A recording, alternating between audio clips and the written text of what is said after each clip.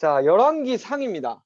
이제 본격적으로 이제 왕들의 이야기가 시작이 된다는 거죠. 예, 크게 흐름이 있잖아요. 그 원시 시대부터 해서 이제 아브라함이 이제 소명을 받고 부르심을 받고 이제 드디어 이제 유대인의 족보가 시작되는 거죠. 아브라함 때부터. 그래서 쭉 족장들의 이야기가 가다가 이제 요셉 이후에, 그죠? 요셉을 모르는 왕들이 생기면서 애굽의 종으로부터 해서 이제 출애굽을 하게 되는 큰 전환기적인 사건이 있죠. 출애굽해서 이제 이스라엘 땅에 드디어 도착해서 정착하게 되는, 가나안 땅에 정착하게 되는, 그래서 이제 아브라함의 약속한 그 약속이 1차로 다 이루어지는. 자, 그리고 나서 2차로 큰 전환기적인 사건이 이제 사사기를 거쳐서 이제 왕정 시대로 바뀌는, 그때 역할을 가장 크게 했던 사람이 사무엘이죠. 그죠? 마지막 사사이자. 그 사무엘 때를 거쳐서 이제 드디어 왕정 제도가 시작이 됩니다.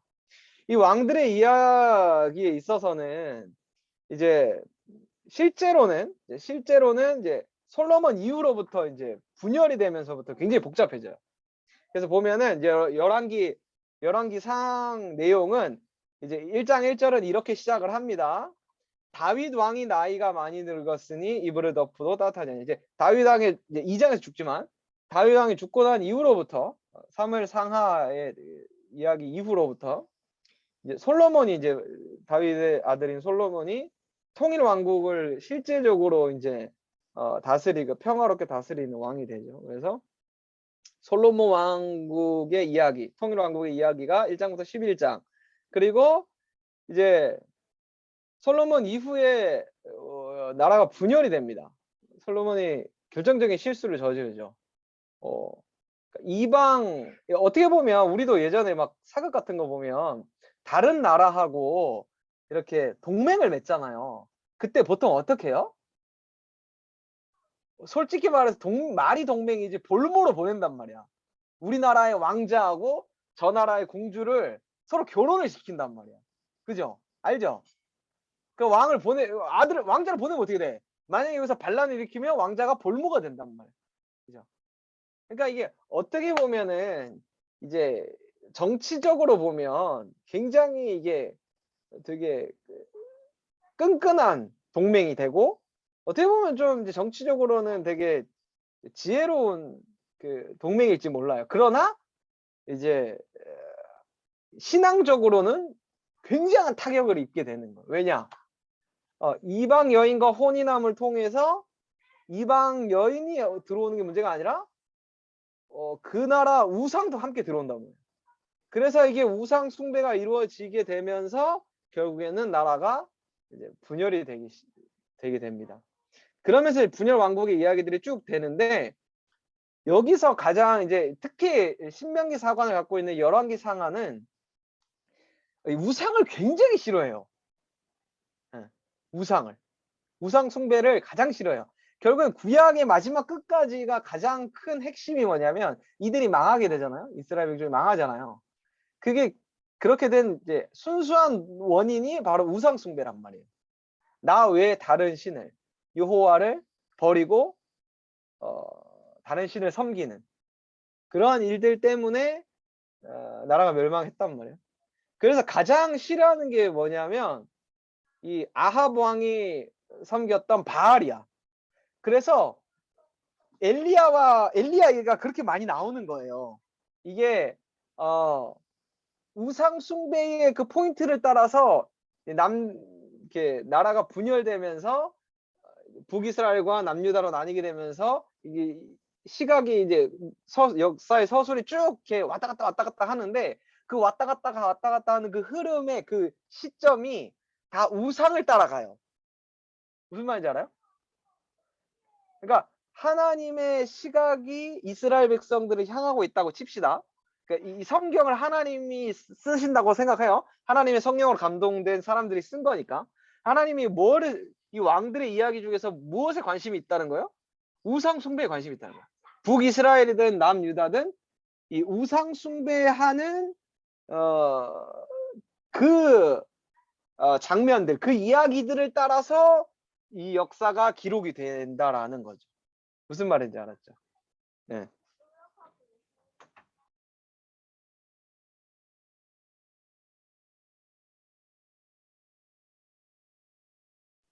자, 그래서 이제 아합과 엘리야 얘기가 많이 나오는 거예요. 그래서 열왕기상하는 원래 한 책인데 이제 상하로 나눠지게 된 거예요. 70인역 이후에.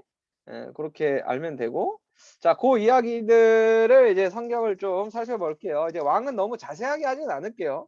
너무 이렇게 복잡하기 때문에 이제 중요한 포인트만 집어가면서 이렇게 가볼게요. 자, 드디어 이제 다윗이 이제 죽게 됩니다. 그때 이제 아도니아가 이제 자기가 왕이 되려고 그래요. 그죠? 그래서 반역을 일으키죠. 그래서 어쩔 수 없이 급하게 다윗이 솔로몬을 왕으로 세웁니다. 그죠? 그때 함께했던 충신들 보면은 1장의 32절에 보면은 제사장은 사독 계열의 제사장이 이제 정통 뿌리예요. 그리고 선지자는 나단 선지자 누구예요? 바세바 범했을 때 당신이 그 인간이야 이렇게 했던 사람, 그죠? 선지자, 참 선지자지. 그리고 여호야다의 아들 분하야가 장군이죠. 이렇게 해서 이제 자신들의 이제 다윗의 충신들이죠. 를 이제 데리고 기온으로 가가지고 솔로몬을 왕으로 세웁니다. 자, 그렇게 왕으로 세우자 이제 난리가 났죠. 이제 아도니아는. 그래서 아도니아를 결국에는 처음에는 죽이지 않지만 결국에는 아도니아가 죽임을 당하죠. 이렇게 굳이 남지 말아야 될 선을 넘어서. 근데 이것도 다 사실 정치적인 이유가 있지만 어쨌든 간에. 그래서 이제 제사장 아비아달, 이제 아도니아하고 이렇게 짝짝꿍했던 제사장 아비아달은 추방이 되고, 그 다음에 요압이 죽게 돼요. 요압도 이제 사실은 다윗의 가장 충신이었단 말이야. 근데 아도니아 반역 때 참여를 해버리죠. 그래서 아도니아도 죽여야 돼. 왜냐하면 여러분들도 이제 보통 이제 정권이 바뀌면 이제 옛날 시대에 다 그 왕들의 측근들이 반역하면 다 숙청을 해야 된단 말이에요. 그죠? 그런 정치적인 이유도 있었겠죠. 어쨌든 그렇게 솔로몬 시대가 옵니다. 자, 그랬을 때에 솔로몬이 이제 여러분들이 잘 아는 이제 지혜를 구하는 그 이야기가 3장에 나오고, 여기서 이제 중요한 게 9절이지. 3장 9절. 듣는 마음과 선악을 분별하는 것. 이걸 구했단 말이에요. 그러니까 다윗한테도 그런 얘기를 하죠. 여호와의 말씀에 제사가 순종이 제사보다 낫고. 그죠? 그래서 이 듣는 마음이라고 하는 거는 겸손을 의미하는 거죠. 그죠? 하나님의 말씀을 들으려고 하는 거. 그냥 내가 내 생각대로, 내 마음대로 세상을 살아가는 게 아니라 듣는 마음. 하나님의 말씀을 들을 수 있는 마음, 들을 수 있는 귀, 순종할 수 있는 마음. 그게 지혜라고 하는 거예요. 지혜의 근본이 그거예요. 솔로몬이 지혜의 왕이잖아요. 근데 솔로몬이 3장 9절에 뭘 구했냐면 듣는 마음과 선악을 뭐가 옳고 그른지를 분별하는, 뭐 로마서에 나오잖아요. 선악을 분별할 수 있는, 선으로 악을 이기는 것. 그런 게 다 지혜의 근본이라는 걸 알 수 있죠. 그래서 이제 솔로몬의 이제 유명한 재판 이야기가 나오고, 그리고 4장에 가면 솔로몬이 거느린 이제 신하들에 대해서 이제 쭉 열거를 합니다. 그리고 이제 4장 25절이 보면 4장 25절에 솔로몬이 사는 동안 유다와 이스라엘이 단에서부터 브엘세바에 이르기까지 각기 포도나무 아래와 무화과 나무 아래서 평안히 살았더라. 이 포도나무하고 무화과 나무는 일단 평안의 상징이에요. 포도나무, 무화과 나무 자체가. 그 다음에 우상 숭배의 상징이 되는 나무가 상수리나무. 상수리나무 아래에서 음행을 많이 저질렀거든. 그래서 그렇게 두 나무의 이제 비유로 상징되는 차이가 있다. 그러니까 이 4장 25절은 메시아 시대의 평안의 어떤 모티브가 되는 이제 결론의 문체예요. 그러니까 굳이 이거를 메시아적인 그런 모형으로 해석을 하면 주님이 계시는 곳에 그 단에서부터 부엘세바라 하는 것은 하나님이 약속하신 땅, 그러니까 하나님의 나라 안에서는 언제나 평안했다, 평안하다, 이런 의미를 담고 있어요. 그러니까 메시아가 와서 할 일에 대해서 이 구약의 인물들이 예표로 자꾸 다 보여주는 거예요. 그런 의미가 담겨 있는 거예요.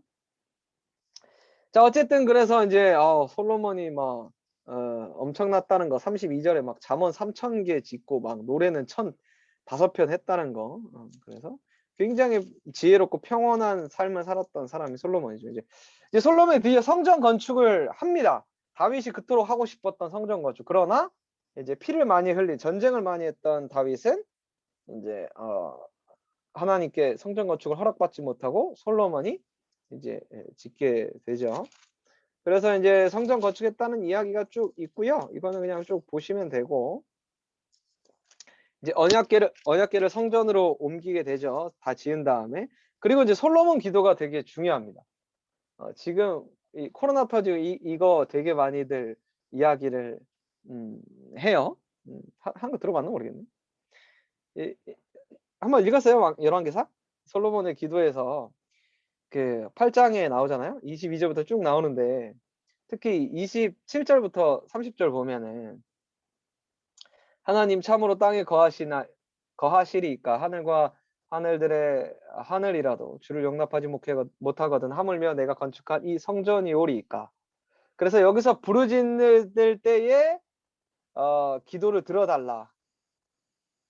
그리고 만약 우리가 하나님께 기도할 일이 있을 때에 주께서 계신 곳 하늘에 들고 여기서 기도하면 하늘에서 들으시고 우리를 사하여 달라.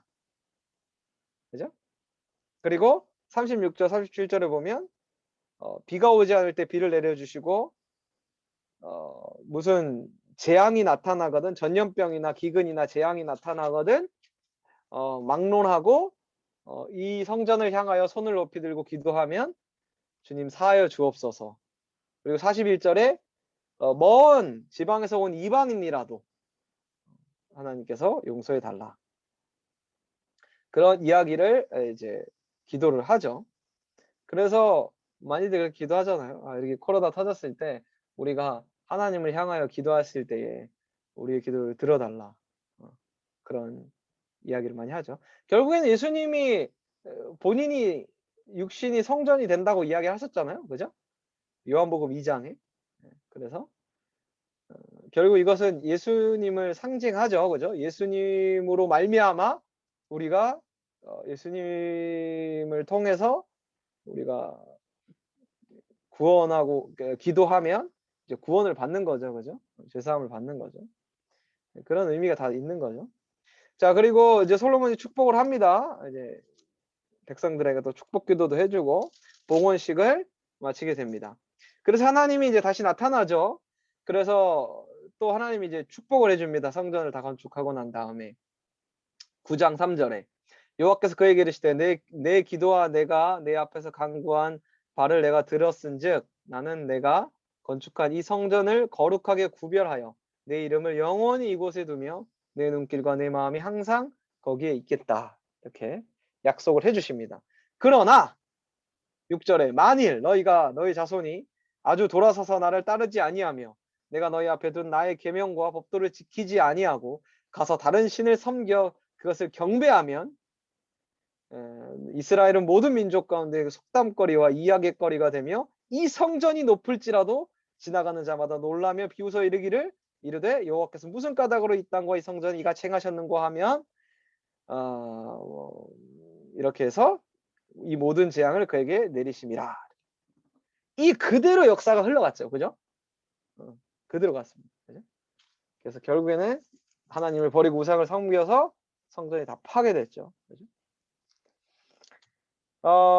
그리고 이제 뭐 솔로몬의 업적들에 대해서 쭉 이야기를 하고 이제 10장은 이제 스바 여인의 예, 이야기까지 해서 이제 솔로몬이 이제 누렸던 부귀 영화와 또 그가 끼친 이방 그러니까 다른 나라들에 대한 영향력까지 10장에 다 이야기를 합니다. 그죠? 그러면 이제 신명기 사관에 입각한 열왕기 상하의 내용은 모티브가 뭐라 그랬어요? 순종하면 복 받고 불순종하면 저주를 받는다 이거예요. 순종해서 복 받은 이야기를 1장부터 10장까지 한 거예요.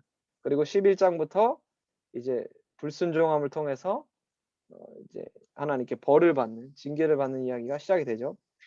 자, 11장 1절에 이렇게 시작합니다. 솔로몬 왕이 바로의 딸 외에 이방의 많은 여인을 사랑하였으니 곧 모압과 암몬과 에돔과 시온과 헷 여인이라. 여호와께서 일찍이 이 여러 백성에 대하여 이스라엘 자손에게 말씀하시기를 너희는 그들과 서로 통혼하지 말며 그들도 너희와 서로 통혼하게 하지 말라. 그들이 반드시 너희의 마음을 돌려 그들의 신들을 따르게 하리라 하였으나 솔로몬들이 그들을 사랑하였더라. 자, 이거를 우리 현대 시대에 맞추면 어떻게 될까요? 하나님이 여러분들에게 복을 많이 줬어요. 솔로몬과 같은 지혜와 능력과 부귀 영화와 모든 것을 다 주셨어. 그러나 우리가 세상을 점점 사랑하게 되는 거야. 그래서 하나님께서 분명히 일찍이 그들과 통혼하지 말고 그들도 너희와 통혼하지 말라고 했는데 왜 그러냐? 반드시 그 세상의 것을 사랑하게 되면 그들이 세상이 너희의 마음을 돌려 하나님을 따르지 않게 하고 그 세상을 따르게 할 것이라는 거죠. 그렇지만 그런 말을 하였으나 솔로몬이 우리들은 세상을 사랑하였더라. 이런 마음 아픈 이야기들이 많이 일어나고 있죠. 그죠? 계속 얘기하잖아요. 그죠? 뭐 요즘은 인터넷이 워낙 또 좋으니까 뭐 찬양도 듣고 말씀도 듣고 매주 교회도 가고 뭐 이렇게 성경 공부도 하고 계속 얘기하잖아. 일찍이 하나님께서 그렇게 하지 말라라니까. 세상을 사랑하지 말라라고 그렇게 얘기를 해도 말을 안 들어. 그것이 분명히 여러분들의 마음을 돌이키게 한단 말이지. 그렇지만 그들을 사랑했다. 그래서 요즘 그런 생각이 좀 많이 들어요. 이제 해가 바뀌니까 이제 한 해를 시작하면서 또 이제 3년 차에 들어가잖아. 내가 여러분들하고 이제 만난 지 2년이 지나서 이제 3년 차잖아요.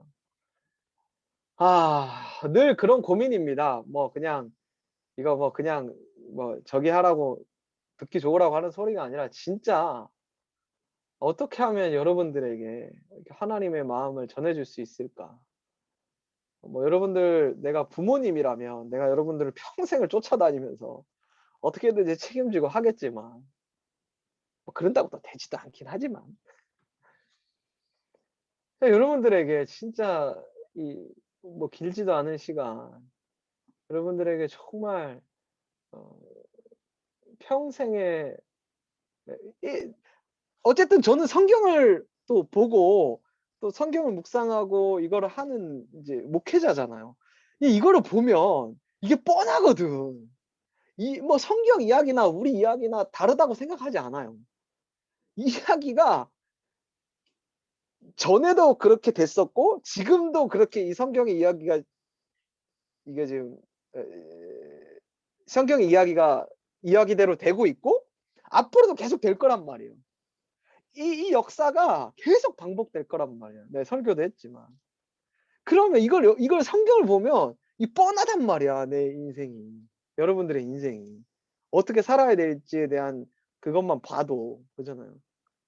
어떻게 하면 그렇게 이렇게 세상의 마음을 돌리고 하나님을 사랑하게 할 수 있을까라는 그런 고민이 많이 들어요. 그래서 여러분들 이런 말씀을 볼 때 그냥 이건 솔로몬 이야기고 성경책 이야기가 아니라 내 이야기란 말이에요, 내 이야기.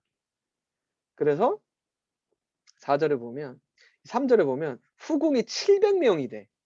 솔로몬 후궁이. 첩이 300명이고.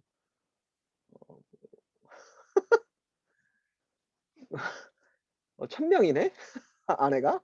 첩이 그랬을 때 왕의 마음이 그의 아버지 다윗의 마음과 같지 아니하여 그의 아버지 그의 하나님 여호와 앞에 온전하지 못하였으니 이는 시돈 사람의 여인 아스타롯을 따르고 암몬 사람의 가증한 밀곰을 따름이라. 그래서 이제 9절에 솔로몬이 마음을 돌려 여호와 이스라엘의 하나님 여호와를 떠났으므로 일찍이 2번이나 그에게 나타나시고 그때 그 지혜를 주실 때 나타나셨죠. 지혜를 구할 때 이 일에 대하여 명령하사 다른 신을 따르지 말라 하셨으나 그가 여호와의 명령을 지키지 아니하였으므로 여호와께서 솔로몬에게 말씀하시되 내게 이러한 일이 있었고 또 내가 내 언약과 내가 내게 명령한 법도를 지키지 아니하였으니 내가 반드시 이 나라를 내게서 빼앗아 내 신하에게 주리라. 그래서 나라가 분열이 됩니다. 그렇죠? 그러나 하나님이 약속을 하나 하죠. 그러나 내 아버지 다윗을 위하여 내 세대에는 이 일을 행하지 아니하고 내 아들의 손에서 빼앗으려니와 오직 내가 이 나라를 다 빼앗지 아니하고 내 종 다윗과 내가 택한 예루살렘을 위하여 한 지파를 내 아들에게 주리라 하셨더라. 유다 지파죠. 그죠? 하나만 남기죠. 왜냐? 하나님이 신실한 언약은 지켜져야 하니까. 그죠? 그래서 이제 바로 이제 반역 사건들이 계속 일어나게 돼서 결국 12장에 가서 분열이 됩니다, 나라. 엄밀히 따지면 이제 북이스라엘 10지파고요. 밑에 사실 베냐민 지파는 너무 지파가 약해서 그 지리적으로 봐도 이제 남유다에 흡수가 됐어요. 그래서 10지파 2지파로 나뉜 거예요. 베냐민 지파는 남유다 거의 합쳐졌다고 보면 돼요. 그래서 북이스라엘 10지파 밑에 남유다 이렇게 나눠진 거예요. 그래서 이렇게 나눠집니다. 그리고 남유다는 그 계속적으로 다윗의 아들들, 그러니까 그 아들들이 계속 왕위를 유지를 해요. 다윗의 혈통으로 계속 유지가 돼요. 그렇지만 북이스라엘의 역사를 쭉 살펴보면 막 신하가 반역하고, 그러니까 혈통이 끊기는 거야. 왕의 혈통이. 무슨 말인지 알죠? 그러니까 북이스라엘은 저기 개족보 개족보 만말나 완전히 그냥 족보가 그냥 다 꼬여버려요. 그리고 그렇지만 남유다는 다윗의 아들 솔로몬의 아들 이렇게 해서 쭉 혈통이 이어져요. 그래야 예수님까지 혈통이 쭉 이어지잖아, 그죠? 북이스라엘 아수르의 말망을 당하면서 사마리아 신약으로 가면 사마리아 사람들로 변하게 되는 거죠. 자, 어쨌든 여기서 보면 이제 12장에 이제 금송아지 사건이 나오죠. 그래서 이제 여로보암과 르호보암 이렇게 북이스라엘 남유다로 넘겨져서 이제 그냥 역사적으로 이제 쭉쭉 이렇게 쭉쭉 가요. 쭉쭉 이제 근데 이게 이제 대부분 포인트들이 다 뭐예요? 우상 숭배하면 하나님의 다 벌 받는 이야기예요. 그런데 이제 보면은 왕들이 짧게 14장부터 15장까지 짧게 치잖아요. 근데 16장에 딱 들어와서 오므리의 아들 아합 왕이 딱 되면서부터 아합 왕이 엄청 길게 언급이 됩니다. 그리고 북이스라엘 이야기를 했던 남유다로 가는데 그게 다 이게 아합 왕의 그 바알을 따라서 가요. 그 서술 자체가. 그렇다는 것은 하나님이 지금 뭐에 굉장히 관심이 많다는 거예요? 이 우상 숭배에 굉장히 관심이 많아요. 특별히 아합 왕이 끌어들였던 이 바알. 이게 엄청나게 북이스라엘뿐만 아니라 남유다까지도 엄청나게 악영향을 끼쳤다는 거. 근데 여기서 가장 역할을 했던 사람이 이세벨이잖아. 이세벨. 아합 왕의 아내 이세벨. 그 아합 왕 읽어봤어요? 아합 왕 보면 되게 이제 엄청 찌질하죠. 왕인데 엄청 찌질합니다. 실세는 아내인 이세벨이 다 해요. 그죠? 그래서 이제 17장 보면 이제 엘리야 이야기가 나옵니다. 엘리야 이야기가 나와가지고 여러분들이 다 읽었겠지만 이제 비가 오지 않게 만들죠. 비가 수년 동안 3년 반 동안 비가 오지 않게 합니다. 그죠? 여러분들 비는 뭐의 상징이냐면 하나님의 은혜의 상징이에요. 가나안 땅은 비가 내리지 않으면 살 수 없는 땅이란 말이에요. 지금도 마찬가지. 그런데 비가 없으면 살 수 없어. 근데 비는 인간이 어떻게 할 수가 없어. 그죠? 누구만 할 수 있어요? 하나님만 할 수 있단 말이에요. 그럼 내가 이전에 설교를 했지만 그럼 뭐야? 가나안 땅은 하나님의 은혜가 없으면 살 수 없는 땅이란 말이야. 그러니까 하나님이 이스라엘에게 원하는 삶은 가나안 땅에서 사는 거야. 하나님의 은혜가 없으면 살 수 없는 삶을 살아가기를 원하신단 말이야.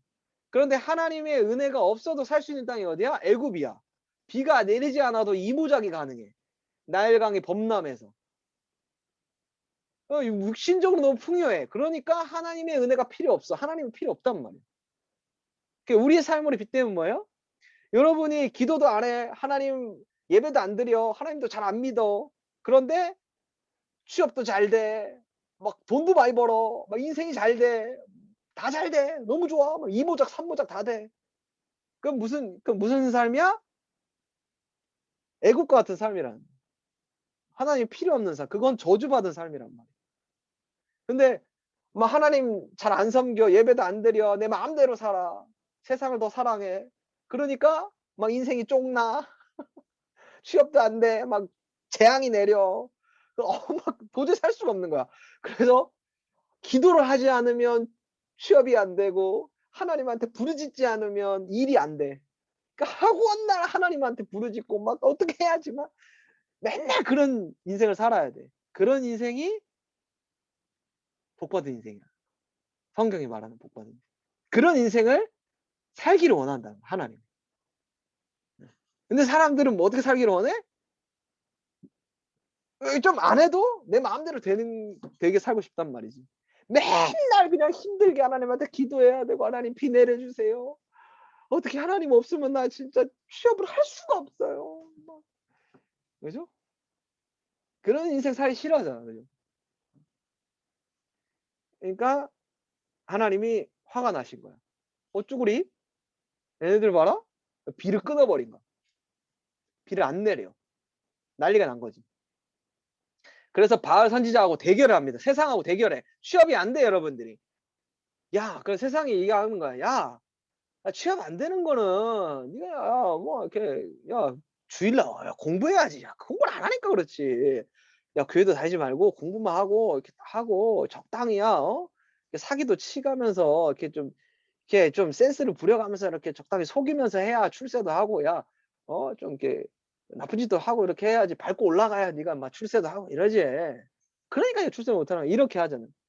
바알이 그렇게 하는 거야. 엘리야하고 대결하는 거 아니라고. 하나님을 더 잘 섬겨야지. 네가 지금 하나님을 똑바로 안 섬기니까 지금 이렇게 된 거라고. 이렇게 두 세력이 싸우는 거야. 그러니까 여러분들은 이제 거기서 이제 머뭇머뭇거리고 있는 거야. 이게 얼마나 간사한지 모르죠, 여러분들. 백성들이 뭐라 그래? 이거 맞죠? 뭐라 엘리야가 뭐라 그래? 어디 갔어요? 유명한 말. 너희가 이 둘 사이에서 언제까지 머뭇머뭇 하려느냐? 여호와가 하나님이면 그를 따르고 바알이 하나님이면 그를 따르라 그런 거 아니야. 그죠?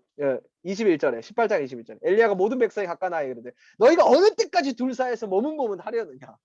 여러분들이 얘기하는 거야. 야, 언제까지 이렇게 썬데이 크리스찬 살래? 야, 믿으려면 믿고 싫으면 가라 이거야. 세상이 그렇게 좋으면 다 때려치고 그냥 니네들이 원하는 대로 세상을 향해 가서 니 돈 벌고 싶은 대로 벌고 취업하고 싶은 대로 하라 이거야. 하나님 정 못 믿겠으면 어느 때까지 머뭇머뭇 하려느냐. 만일 하나님이 여호와가 만일 하나님이면 그를 따르고 바알이 만일 하나님이면 그를 따를지니라 하니 백성이 말 한마디도 대답하지 않는지라. 얼마나 이 마음이 완악한지 알 수 있어요. 백성들이. 이 무슨 마음인지 알아요? 백성들이? 하나님이든 바알이든 자기에게 복 주는 사람을 따르겠다 이거야. 한마디도 안 하는 거는. 무슨 말인지 알죠?